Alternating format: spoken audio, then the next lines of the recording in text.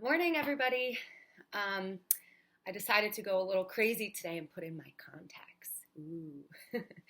All right, so today we're going to talk about supersets versus compound sets. What are the differences? What are the benefits? Let's get to it. So people often mix up supersets and compound sets.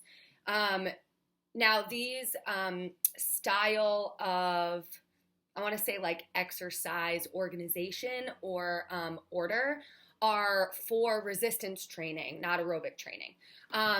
So, weightlifting, resistance bands, if you're using your body weight for strength or muscular endurance or hypertrophy, these kinds of sets will be used for resistance training.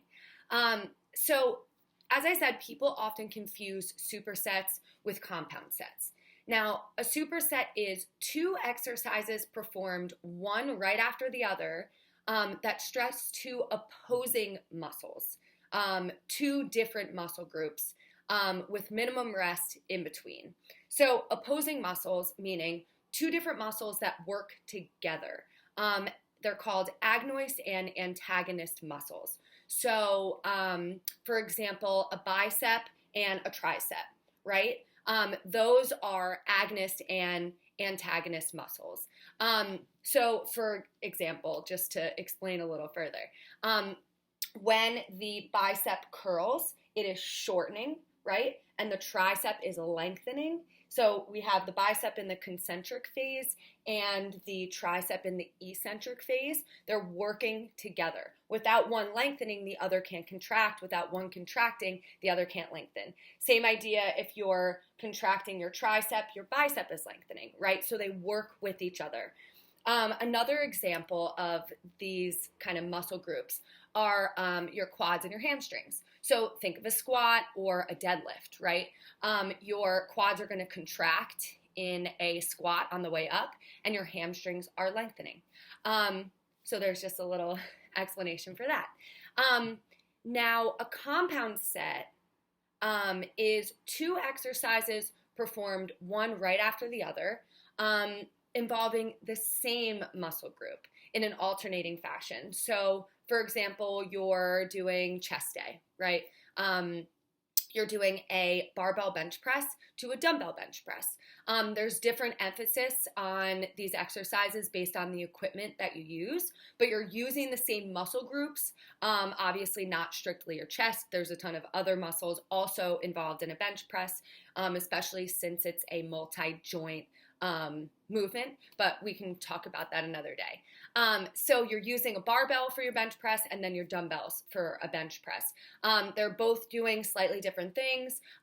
Dumbbell bench press, you're focused a little more on shoulder stability, whereas in a barbell bench press, you're not. You're doing the same movements with the same muscle groups with different equipment. Both supersets and compound sets are good to use if you feel like, or you've been told by a fitness professional or an exercise expert that time is one of your barriers to exercise. So, your schedule is super busy. You feel like you only have 30 minutes a day, which is more than enough to get to that minimum amount of physical activity and exercise that we should be at during the week. It's 30 minutes a day, 5 days a week, so a total of 150 minutes a week. Anyway, when time is an issue, using things like supersets and compound sets can really achieve a good workout and appropriate training stimulus for in shorter periods of time after a proper warm-up, of course. And you should always, by the way, work with an experienced fitness professional on programming and how to execute these forms of exercise so you don't hurt yourself. Now, because of the reduced rest involved in things like supersets and compound sets, you may realize higher lactate accumulation, that burning feeling that you get in your muscles when you've really pushed super, super hard and they feel like they're almost like about to cramp. That's lactic acid. Your body actually, I learned in grad school, can use that. There's new studies showing that your body can use that and turn it back into energy, which is really, really cool. Yeah, for all my science nerds out there. And also, sets of exercises like this with less rest also require a higher demand on your neuromuscular system. So when it comes to recovery, your body might need more recovery than what you do when you're doing, a different kind of alternating forms of training. So if you're just doing a bench press, if you're just doing a squat and you're resting that 2 to 5 minutes, or depending on what kind of goals you have, 30 to 90 seconds in between each set, you are going to be more tired, okay? Neuromuscularly, and your muscles are just going to have more lactic acid. So anyway, this form of exercise, in conclusion, supersets and compound sets are really great to do for resistance training if you feel like you don't have a lot of time, but you may need more rest in between days of exercise, okay? So they say it takes about 24 hours after something like this for your neuromuscular system to recover.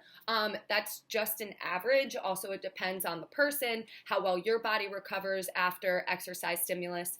But yeah. So there's a difference. I hope you guys enjoyed this short little video.